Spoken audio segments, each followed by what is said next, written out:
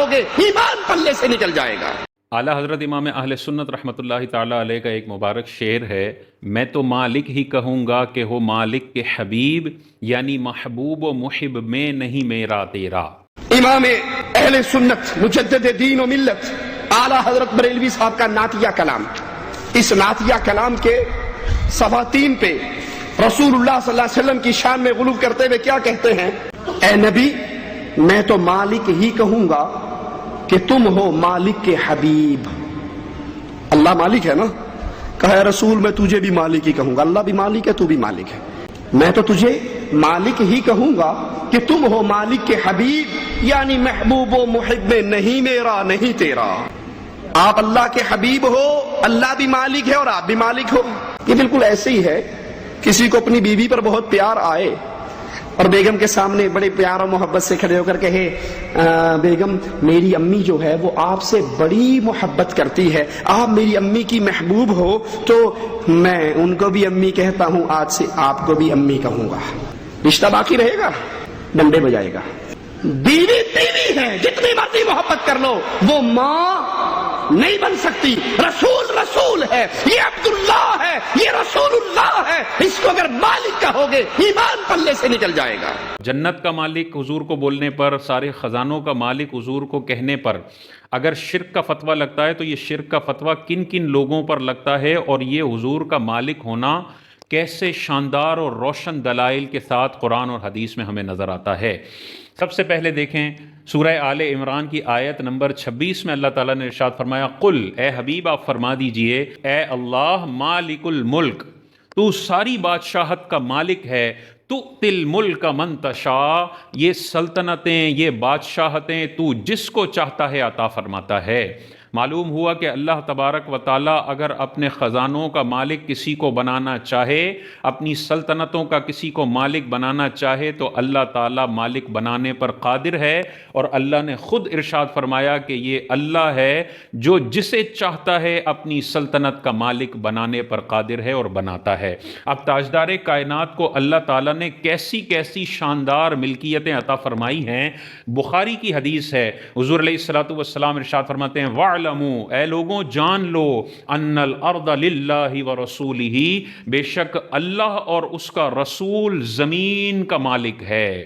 اللہ بھی زمین کا مالک ہے، اور ہمارے نبی کریم علیہ الصلوۃ والسلام بھی پوری زمین اور اس کے سارے خزانوں کے مالک ہیں۔ اور یہاں پر کہا جاتا ہے کہ تم نے اللہ کو بھی مالک بولا، نبی کو بھی مالک بولا، تو یہ شرکی عقیدہ ہے، اور یہ عقیدہ رکھنے والا مشرک ہو جائے گا۔ تو پھر تو معاذ اللہ امام بخاری پر کیا فتویٰ لگے گا۔ اگلی حدیث دیکھیں، حضور علیہ الصلوۃ والسلام نے، بخاری کی حدیث ہے، آقا کریم علیہ الصلوۃ والسلام ممبر پر جلوہ گر ہوئے، اور پھر حضور علیہ الصلوۃ والسلام نے یہ جملے ارشاد فرمایا، واللہ، اللہ کی قسم، لانظر الی حوض الآن، میں اس وقت یہاں کھڑے ہوئے حوض کوثر کی طرف نظر کر رہا ہوں اور اس سے ملاحظہ فرما رہا ہوں۔ آگے حضور علیہ الصلوۃ والسلام نے ارشاد فرمایا، وانی اعطیت مفاتیح خزائن الارض، اور بے شک مجھے عطا کر دیا گیا ہے زمین کے سارے خزانوں کی چابیاں، مجھے عطا کر دی گئی ہیں اللہ تبارک و تعالیٰ کی طرف سے، سارے زمین کے جتنے بھی خزانے ہیں ان کی چابیوں کا مالک اللہ تعالیٰ نے مجھے بنا دیا ہے۔ چوتھی حدیث دیکھیں، مسلم شریف کی ہے، حضرت ربیعہ بن کعب رضی اللہ تعالیٰ عنہ ارشاد فرماتے ہیں کہ میں حضور علیہ الصلوۃ والسلام کی خدمت کیا کرتا تھا، وضو وغیرہ کا پانی تاجدار کائنات کو دیا کرتا تھا۔ ایک رات دریائے رحمت جوش میں تھا تو تاجدار کائنات نے مجھے کہا، سل اے ربیعہ مانگو، جو مانگ سکتے ہو مانگو، آج دریائے رحمت جوش میں ہے، تمہیں عطا کیا جائے گا۔ حضرت ربیعہ نے قیامت تک کے مسلمانوں کو یہ عقیدہ بتا دیا کہ نبی صرف اسباب کے تحت تمہیں چیزیں عطا فرمانے پر قادر نہیں ہیں، بلکہ نبی سے تم اسباب کے تحت بھی کوئی چیز مانگو، حضور عطا فرما سکتے ہیں، اور اسباب سے ہٹ کر بھی تم نبی سے کچھ بھی مانگ لو تو تمہیں عطا کر دیا جا سکتا ہے۔ حضور علیہ السلام کو اللہ نے یہ طاقت دی ہے۔ آپ نے کیا مانگا؟ اسألک یا رسول اللہ، میں آپ کا سوالی ہوں، آپ سے حاجت طلب کرتا ہوں، کس بات کی؟ مرافقتک فی الجنہ، یا رسول اللہ میں آپ سے آپ کی رفاقت جنت کے اندر مانگتا ہوں، مجھے عطا فرما دیجئے۔ آپ اللہ سے بھی جنت مانگ سکتے ہیں، اور آپ تاجدار کائنات کے مزار مبارک کے پاس جا کر براہ راست نبی سے جنت کا سوال کر سکتے ہیں کہ یا رسول اللہ، جیسے ربیعہ نے آپ سے جنت میں آپ کا پڑوس مانگا تھا، میں ادنا امتی گناہ گار ہوں، مجھے بھی یا رسول اللہ جنت میں اپنا پڑوس عطا فرما دیجئے گا۔ یہ کوئی شرک نہیں ہے۔ اگر یہ شرک ہوتا کہ صرف اللہ سے جنت مانگو، نبی سے تم نے جنت نہیں مانگنی، تو پھر یہ مسلم کی حدیث ہے، اور حضرت ربیعہ بن کعب اتنے جلیل القدر صحابی ہیں، ان کا یہ عقیدہ ہے، اور تاجدار کائنات نے اس عقیدے کو انڈورس کیا ہے۔ معلوم یہ ہوا تاجدار کائنات سے جنت مانگو تو بھی جائز ہے، شرک نہیں ہے۔ قبر انور کے پاس حضور علیہ الصلوۃ والسلام سنتے ہیں، دور سے بھی تاجدار کائنات نے ارشاد فرمایا، میں آسمان پر موجود چرچراہٹ کی آوازوں کو بھی یہاں مدینہ منورہ میں بیٹھ کر سننے پر قادر ہوں۔ تو حضور علیہ الصلوۃ والسلام 4000 کلومیٹر دور سے بھی سنتے ہیں، اور مزار انور کے سامنے کھڑے ہو کر بھی اگر ہم یہ جملہ بولے نا، اسألک یا رسول اللہ، میں آپ سے سوال کرتا ہوں، میں آپ کا سوالی ہوں، آپ سے حاجت مانگتا ہوں، کیا مانگتا ہوں؟ مرافقتک فی الجنہ، یا رسول اللہ، حضرت ربیعہ کی طرح میں بھی آپ سے جنت میں آپ کا پڑوس مانگتا ہوں۔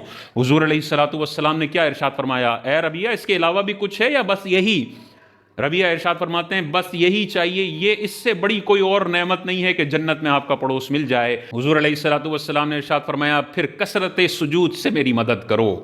یعنی یہ ارشاد فرمایا کہ جنت میں میرا پڑوس تو تمہیں مل گیا، لیکن اس وعدے کی بنیاد پر تم نے سجدوں میں کمی نہیں کرنی، کثرت سجود کو ویسے ہی برقرار رکھنا ہے، تمہیں جنت میں میرا پڑوس عطا کر دیا گیا ہے۔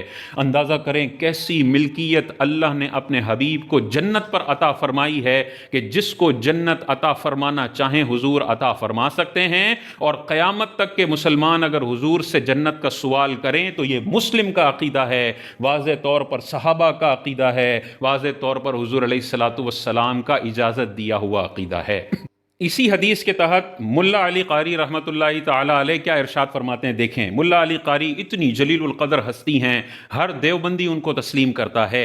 اب جو بریلویوں کا عقیدہ ہے نا، وہی ملا علی قاری کا عقیدہ ہے۔ اگر تم ہم پہ کفر و شرک کے فتوے لگاتے ہو تو تھوڑی ہمت کرو اور ملا علی قاری پر بھی فتویٰ لگاؤ۔ ملا علی قاری کیا ارشاد فرماتے ہیں کہ اس حدیث میں جو حضور علیہ السلام نے ارشاد فرمایا اے ربیعہ مانگو، یہ مطلق ارشاد فرمایا، کنڈیشنل نہیں ہے کہ جو تحت الاسباب ہے وہ مانگو، ما فوق الاسباب نہیں مانگ سکتے۔ آپ ارشاد فرماتے ہیں یہ جو مطلق حضور علیہ السلام نے ارشاد فرمایا نا، اس کا مطلب یہ ہے کہ اللہ نے اپنے حبیب کو تمام خزانوں کا مالک بنایا ہے، جس کو جو چاہیں عطا کر دیں۔ یہ مطلق سوال ہی اس بات کی طرف اشارہ کرتا ہے۔ حضرت شاہ عبد الحق محدث دہلوی رحمۃ اللہ تعالی علیہ ان کو بھی سارے مسالک قبول کرتے ہیں، مانتے ہیں۔ آپ ارشاد فرماتے ہیں کہ یہ جو مطلق حضور علیہ السلام نے ارشاد فرمایا، سل مانگو، مجھ سے مانگو، اپنی حاجتیں مانگو، مطلق فرمانا ہی تمام اختیارات ثابت کرتا ہے کہ نبی جس کو جو چاہیں وہ عطا کرنے پر قادر ہیں اور کر سکتے ہیں۔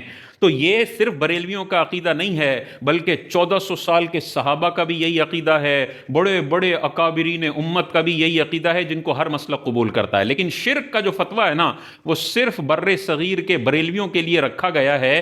باقی اوپر جو بڑے بڑے اکابر ہیں، جنہوں نے یہ واضح عقائد اپنی کتب میں لکھے ہیں، ان پر کوئی شرک کا فتویٰ لگانے کی ہمت نہیں کرتا۔ اگر لگائے گا تو اس کا خود بیڑا غرق ہوگا، ذلیل و رسوا ہو جائے گا، اس کے اپنے لوگ بھی اسے دھتکار کر باہر پھینک دیں گے، تو وہاں پر کوئی جرت نہیں کرتا۔ یہی والی بات جو ملا علی قاری نے کی ہے، میں کہوں گا مجھ پہ شرک کا فتویٰ لگے گا، کہیں گے دائرہ اسلام سے خارج ہو گیا، بدبخت ہو گیا۔ شاہ عبدالحق محدث دہلوی نے جو ارشاد فرمایا وہ میں کہوں گا مجھ پہ شرک کا فتویٰ لگے گا، لیکن یہاں پہ کوئی شرک کا فتویٰ نہیں لگے گا، کیونکہ پتہ ہے ان پہ شرک کا فتویٰ لگایا تو ہمیں ہی لوگ راندہ درگاہ کر دیں گے، جوتے مار مار کے۔ پانچویں دیکھیں، حضرت ابو بکر صدیق رضی اللہ تعالیٰ عنہ کے حوالے سے حضور علیہ السلام نے ارشاد فرمایا مجھے سب سے زیادہ جس کے مال نے نفع پہنچایا ہے وہ ابو بکر صدیق کا مال ہے۔ حضرت ابو بکر صدیق کیا ارشاد فرما رہے ہیں؟ یہ بندہ کہہ رہا ہے کہ حضور کو مالک کہہ دیا تو تم مشرک ہو گئے، کیونکہ مالک تو اللہ ہے۔ ابو بکر صدیق کا عقیدہ کیا ہے؟ آپ ارشاد فرماتے ہیں انا یا رسول اللہ، میں، و مالی، اور یا رسول اللہ ابو بکر کا سارا مال، لکا یا رسول اللہ، میں بھی آپ ہی کی ملکیت میں ہوں اور میرا سارا مال بھی آپ ہی کی ملکیت میں ہے۔ ابو بکر کے مالک بھی رسول اللہ ہیں اور ابو بکر کے سارے مال کے مالک بھی رسول اللہ ہیں۔ یہ صدیق اکبر نے ہم مسلمانوں کو عقیدہ سکھایا کہ تم بھی حضور کے ہو، ملکیت میں ہو، اور تمہارے سارے خزانے بھی حضور علیہ الصلوۃ والسلام کی ملکیت میں ہیں۔ اسی طرح دیکھیں، مسلم کی حدیث ہے، اگر یہی والا جملہ جو مسلم کی حدیث میں صحابی کے زبان سے نکلا ہے، اگر میری زبان سے نکلے نا تو بہت سارے ڈیڑھ ہوشیار لوگ آ جائیں گے اور کہیں گے یہ مشرک ہے، یہ دائرہ اسلام سے خارج ہو گیا.